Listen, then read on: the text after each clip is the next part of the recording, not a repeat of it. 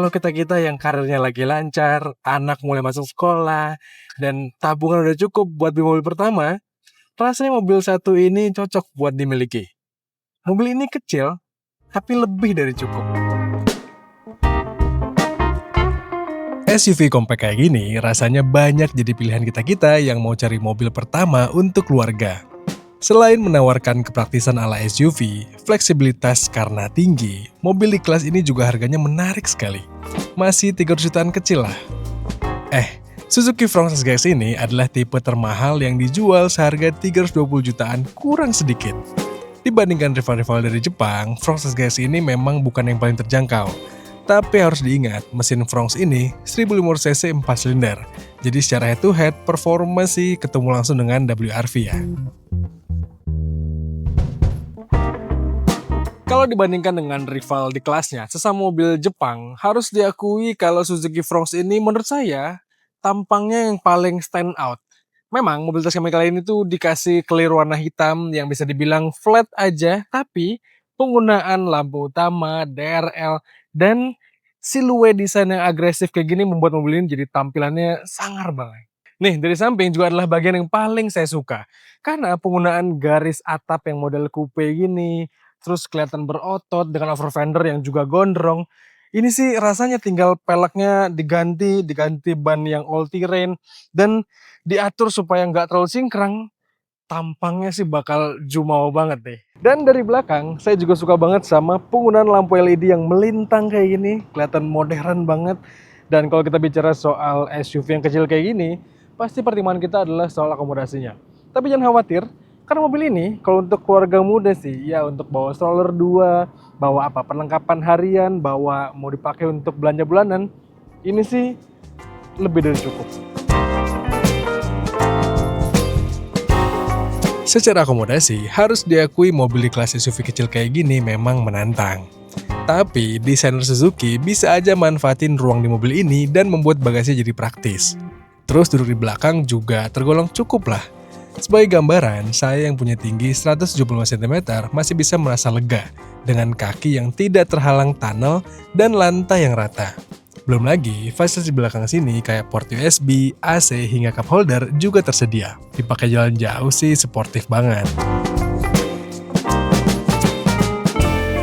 Nah, kalau buat kita para bapak-bapak atau buat ibu-ibu yang pakai mobil ini sehari-hari nganter anak sekolah, udah pasti posisi duduk paling terbaiknya adalah di sini, di balik setirnya.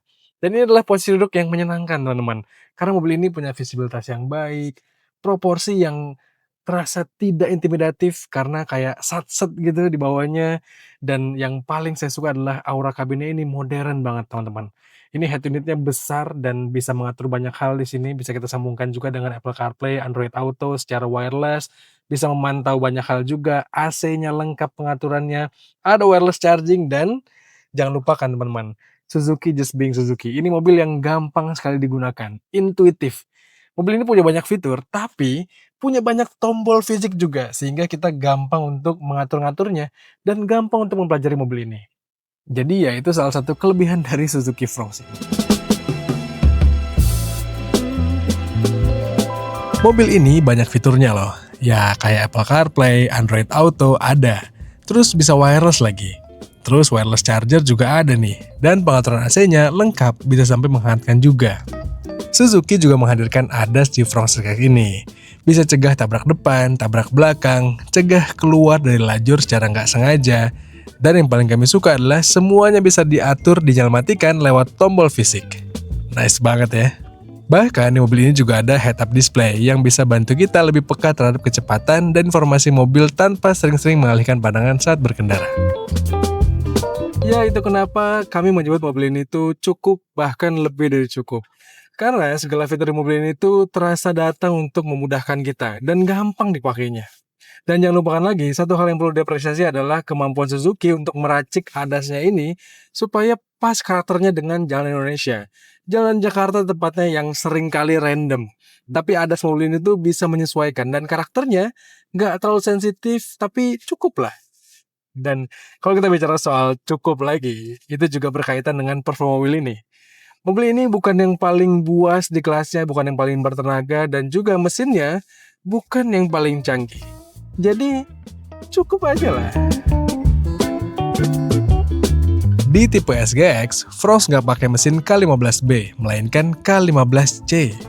Ya, walaupun sama-sama berkapasitas 1500 cc, tapi Frost tipe termahal ini pakai teknologi tambahan Smart Hybrid Vehicle by Suzuki, SHVS. Simpelnya ya, udah ada mild hybrid lah di mobil ini. Efeknya, ketika kita stop and go di perkotaan, pas nunggu macet atau lampu merah, mesin bisa di-istirahat bentar, dan membiarkan auto start stopnya bekerja lebih lama. Meskipun nggak terlalu signifikan sih untuk membuat mobil ini jadi lebih irit. Tapi nyatanya, Frost ini secara natural udah irit kok. Kami udah pernah membuktikannya dengan metode full to full. Sejak kehadiran Daihatsu Rocky Hybrid, harus diakui kalau Suzuki Frost ini dengan sistem hybridnya terasa agak-agak kentang, agak nanggung gitu.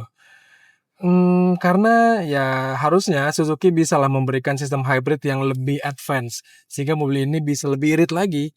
Karena toh kami udah ngetes berulang kali mobil ini memang susah diajak boros, alias irit teman-teman. Tapi ya harus diakui juga, kalau kita-kita yang masih menganut sistem tradisionalis, yang masih suka mesin konvensional, mesin Suzuki Frost ini, K15 seriesnya Suzuki, yang notabene 1500 cc, 4 silinder, pasti terasa cukup lah. Meskipun ya performanya bukan yang terbaik di kelasnya, masih ada Honda WRV yang lebih kuat, tapi kehadiran mesin Suzuki yang terkenal badak, terkenal reliable ini dengan transmisi otomatis konvensional yang juga lengkap dengan pedal shifternya membuat kita jadi rasanya bisa sedikit bersenang-senang.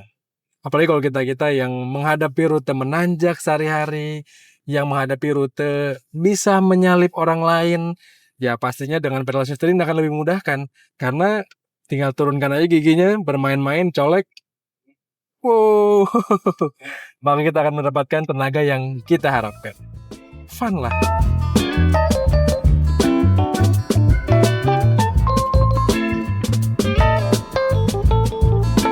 Kami juga suka karakter handling dan suspensi mobil ini yang terasa pas buat dipakai di berbagai kondisi.